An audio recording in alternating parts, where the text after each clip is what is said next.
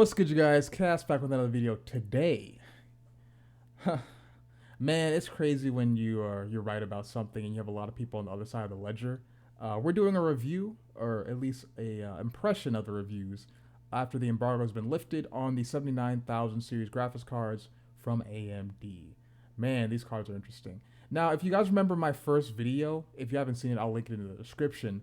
I talked about my first initial impressions of the keynote when it was launched, talking about the goods, the bads, my personal dislikes, where this card was going to stack up, making a rough prediction on how much performance it was. And lo and behold, I was pretty much right. I said it was going to be roughly with raw raster around 20% at the high end compared to the 3090 Ti. Compared to the 6950 XT, it's like 35%. So I think compared to the 3090, it's around that 25 to 30% mark as well. So pretty much in the ballpark of what I was expecting it to be. Now, a lot of people are saying it's going to be way better than that, but apparently this must be their first rodeo in song and dance with graphics cards being released by either NVIDIA or AMD whenever you kind of have to curb your enthusiasm to what they're actually saying is going to happen. These cards are just like, they leave a lot to be desired. And if you also watch my other video, basically going over the 4080 review, but also seeing if the luxury tax is worth it to buy NVIDIA products, well, that this kind of reinforces that statement that yes, it is worth it to buy the higher end products, especially when you're shopping in this price category of over $1,000 for a GPU. Now, there's a lot of things to talk about, but let's go ahead and get into the raw numbers. I'm going to show up a couple screenshots from a couple different YouTubers on the platform, also different articles that were written about this GPU. The first thing I really noticed that really turned me off from this graphics card was the power consumption. And I'll be honest with you, I was really considering buying, at least, well, not at launch, but eventually keeping my eye on the prices of the 7900 XTX for my new workstation that I've recently gotten to the last few stages of putting together. I have it all water cooled. It's a Dell Optiplex. I'll show a couple pictures and also make a separate video on that. But it's a 2990WX based system, Threadripper, 2nd gen, full custom water cooled inside a Optiplex mini tower case from like 2013. Crazy. I love this PC. But I wanted to get a upgraded graphics card that's going to fit in this case, and I only have a roughly like 290 millimeters on the high end for lengthwise for a GPU to fit in here. So that's right up the 700 XTX alley for fitting that in there. Plus, it works really well with DaVinci Resolve, which I will be using to make this video, and it also works really well with Vegas Pro.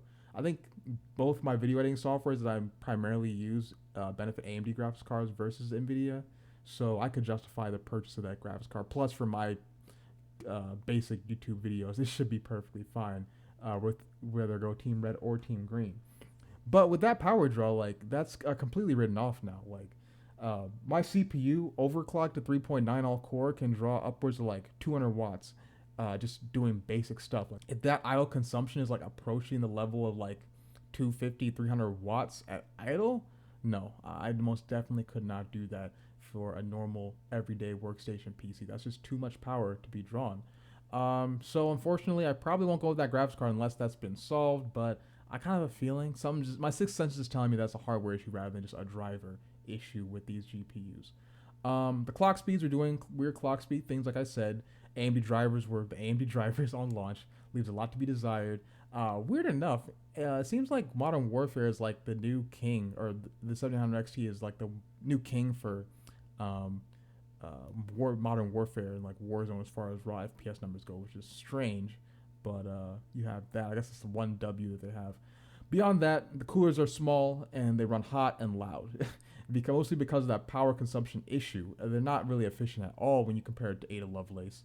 And with that smaller cooler design, the fans are always spinning, and they're going to be usually living upwards of like 65, the high 60s, low 70s under load, and the hotspot temps are going to be in the mid to high 80s, which that's a hot running card. Now, I come from a personal standpoint where I water cool my GPUs or get massive aftermarket air coolers for them, overkill builds, and undervolt them so that they run nice and cool. Now let's get into the second part of this video, which is my opinion on the actual reviews. It's really crazy how social media, especially the YouTube tech sphere, is really pushing this narrative that NVIDIA is bad, but AMD can do no wrong. It's the darling godchild, or whatever you want to call it, which is furthest from the truth.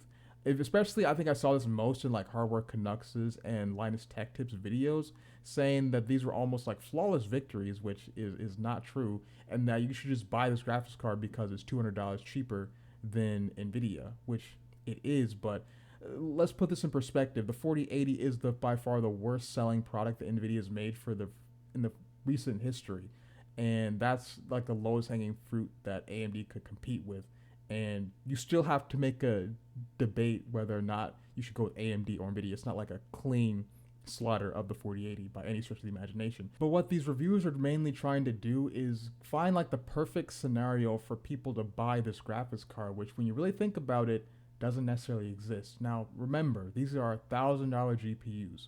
After taxes, even the 7900 XT is going to be sniffing on that $1,000 price point.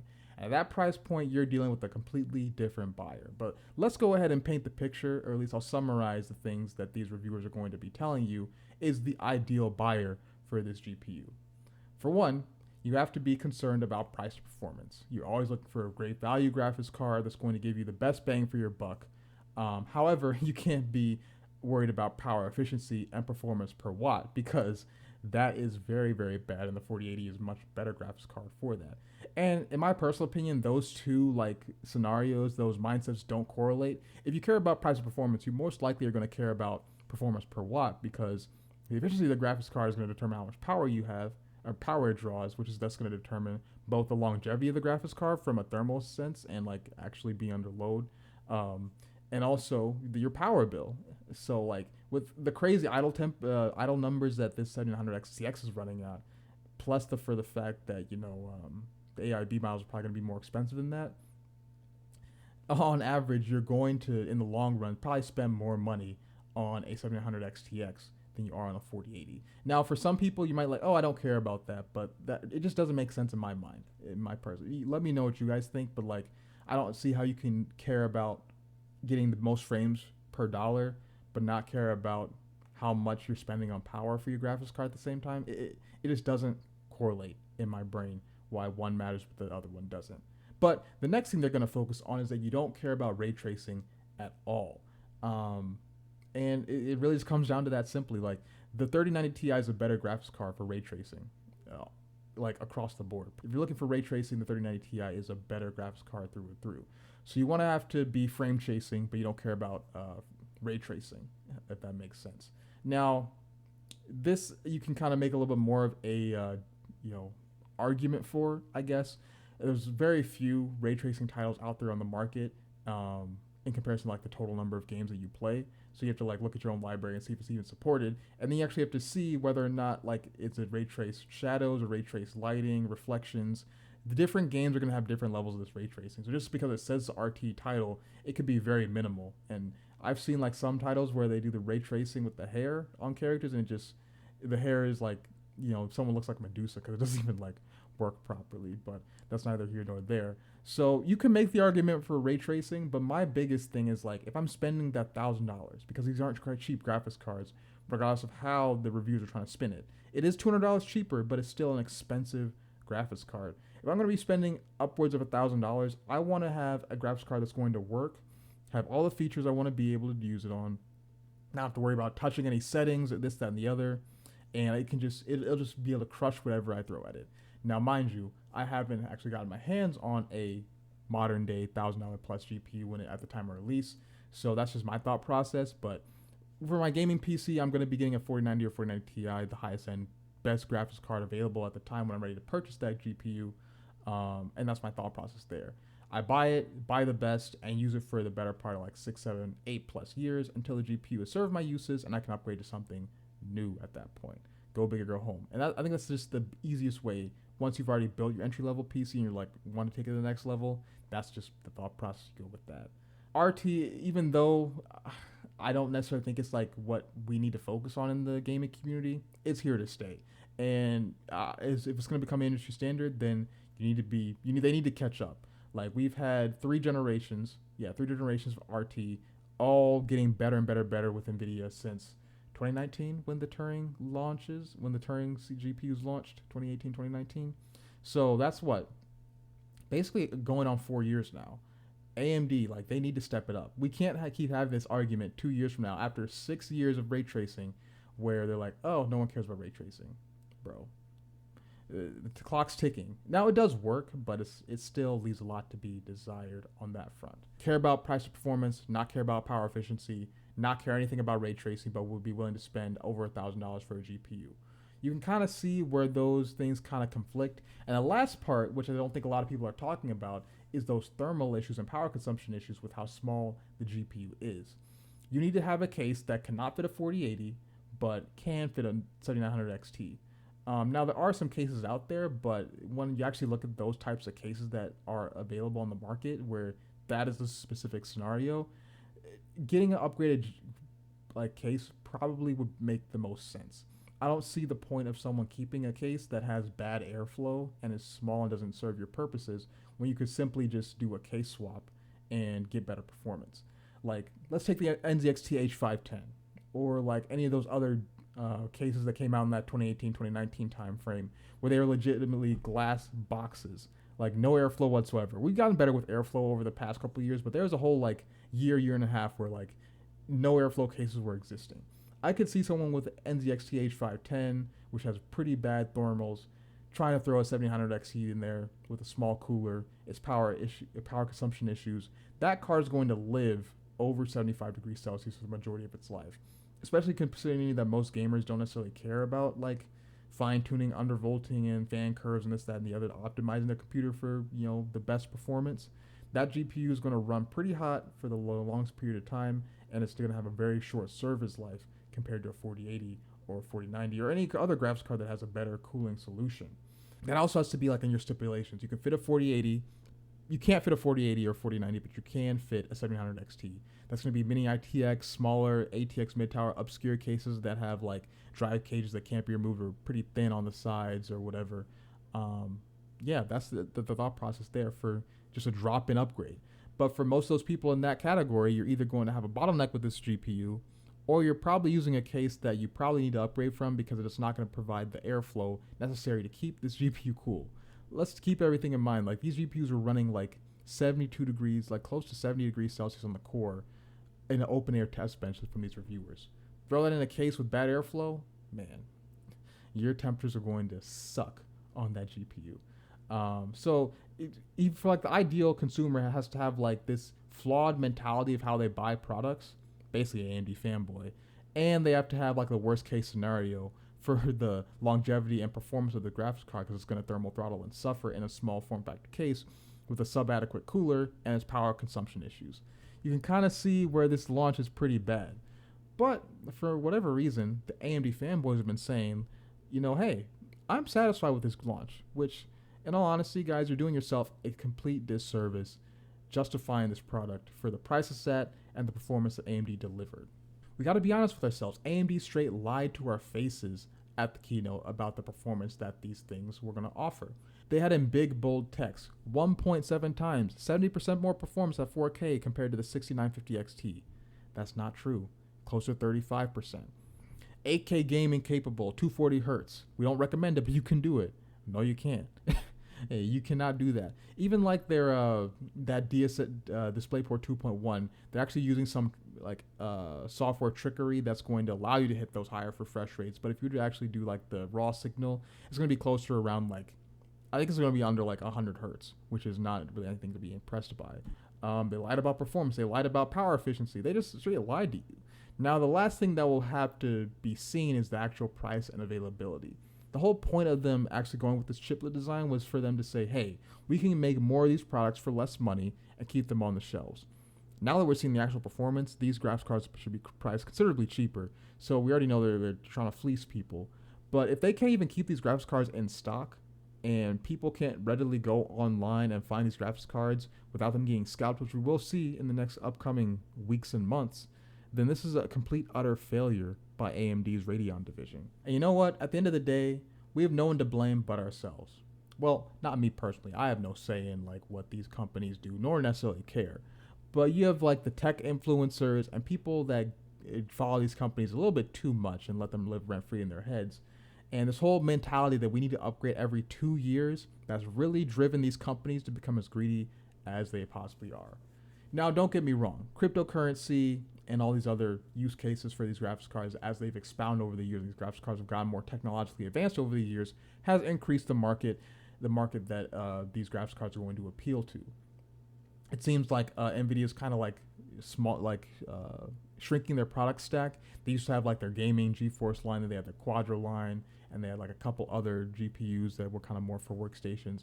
Now it seems like they have the A series and the RTX GeForce series, and a lot of people will just buy GeForce cards because they're cheaper and can do pretty much everything. They're like universal use cases now. But besides that, I mean, we've been feeding the monster for the past, I'd say, 10 years with these tech influencers telling us constantly that our hardware that we're using is subadequate and we need to upgrade as soon as possible. You have people with how they're doing these reviews, and like they're showing their charts where they have your GPU all the way down at the bottom with this tiny little bar graph, and then they have the newest GPUs up here, basically showing that your GPU is inadequate. They could really do a better job as they review these products, revisit older hardware, just reinforce the idea in people's minds. You don't have to go out and buy and spend your money to do this. And then you have the clickbaity title saying X GPU is obsolete, NVIDIA killer, AMD killer, Intel killer, basically making what you have in your system feel like it's not adequate and you need to go out and upgrade. And these companies have gotten so big to the point that, they're influencing the tech community. They need to go out and spend their hard-earned money year after year and send it to NVIDIA, AMD, and Intel at their extremely overmarked prices. Now, I personally don't think it's a big deal that these graphics cards are becoming more expensive. Like I said, they can do more than they've ever been able to do, and the market is way, way bigger than it was compared 10 years ago. So the fact that a 4090 is $600 or $2,000 now, since you can't find it at retail shelves, the 4080 is flirting on $1,500. Like, it is what it is. But my thought process again is like, once you build a PC and you actually buy these components, you actually use those components for more than the warranty period. Use them for more than a year. Use them more for them for 2 years, more than 4 years, right? You sit on a system and you use that thing legitimately until it blue screens or presents an issue, or you have like a certain use case or task that you're trying to do that your CPU, GPU, RAM, platform just can no longer handle. Once you reach that level, it's then time to upgrade. But outside of that, stick with what you got. Go big or go home. Like I said a couple minutes ago, but that's not to like dog on saying home. It's legit saying you either do one or the other. One's not better than the other, but if you have that thought process, you'll never be dissatisfied with what you buy. And think of it this way, right? Let's say you bought a 2080 Ti back in 2019, 2020 timeframe. Really good graphics card, probably one of the best on the market. The Titan RTX, I guess you could say, was better, but the 2080 Ti pretty much was unparalleled performance. You legitimately could use that graphics card up until now, and like even till today, the 2080 Ti is still a pretty decent graphics card for what you needed to do, depending on what you're trying to do. But let's say from 2019 to 2022, you've just been saving money for your next upgrade. Now, most people don't think this way because they're always trying to buy now instead of save for the future. But if you ideally save, let's say, I don't know, $500, you put $500 away into your upgrade PC fund every single year from 2019, that's 2020, 2021, 2022. That's $1,500 right there, and boom, you can afford yourself a 4080 brand new out of the box, or you can wait a little bit longer, save a little bit more money, and buy yourself a 4090 when they're back and available on store shelves at their retail price. And that's going to see a huge upgrade, and you could do that again, that same model process 3 years in the future. And this is like, again, worst case scenario. Let's say you're going to push that 2080 Ti to the bleeding edge until it is no longer able to function anymore. I would say like the 980 Ti is kind of in that boat right now where if you're on a 980 Ti, yeah, you should probably upgrade because you're compromising quite a bit of performance. But the 980 Ti came out, 2015? That's 7 years? You do that same model, 7 years, $500 over that course. That's $3,500 that you could save up, and like $500 over the course of a year is not that much money that you have to put away to save. That's very, very minimal amounts of money. You legitimately could just, after your paycheck, take out $500 in cash and just put it under your mattress or whatever, and then do that over a couple of years, just so you forget about it and don't have to spend it. It's very, very simple to do. If you keep this mindset of not having to upgrade every single year when something new comes out, you actually will realize that, hey, I can save money over time. A million starts with one, and then when these new release GPUs, regardless of the price, comes out, you actually can justify affording it because you saved accordingly for that. And that's just the thought process that people have to adjust their mindsets for. If you look at people in other industries, whether you're buying like sports cars or the fashion industry, these are just simple things you have to do. You have to save money over the course of a couple of years, and once you buy, you actually use it, and until you just need something new, it doesn't satisfy you. But you don't have this like FOMO or fear of missing out, not having the latest and greatest thing. You just use it and enjoy it for what it is. And that's really the problem that we have nowadays. You have people that want to be able to go out and buy the latest gem products for the same price every single year and see 30% plus performance increases for that same price. Unfortunately, guys, that's just not how the industry is going to work. And regardless of how you feel about it, these higher prices are here to stay.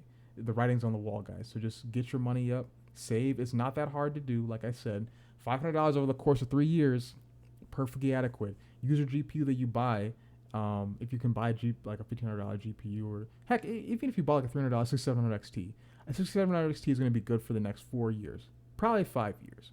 You're going to be perfectly fine if you don't upgrade your monitor. Get a monitor that suffices your needs. Use it, play games, adjust settings, do what you got to do, right? But then once you save up that extra money, you can then go out and buy either a brand new system for that $3,000 price point, 6-7 years in the future, or whatever it might be. Now that might seem a little bit like counterintuitive for most people, but mind you, like I said, $500 is very easy to save over the course of a year. You could probably save a little bit more money than that for a dedicated PC fund if it really mattered that much to you about getting that level of performance. Um, but yeah, it's just as simple as that. So that's my initial impressions of this GPU launch. Like I said, guys, it left a lot on the table. AMD fanboys need to just get their minds right, because you can't justify this graphics card from any stretch of the imagination. If you actually want AMD to make better products, don't make a charity for them. Don't buy their graphics cards when they make shit products. It's that simple. Teach them a lesson. Have them lose a little bit of money. I already know these graphics cards are going to sell out because people have convinced themselves that NVIDIA is bad and AMD is good regardless of what they actually produce. So when you actually go and justify and validate AMD doing this bullshittery, for lack of better terms, you're just going to have more of the same thing happening.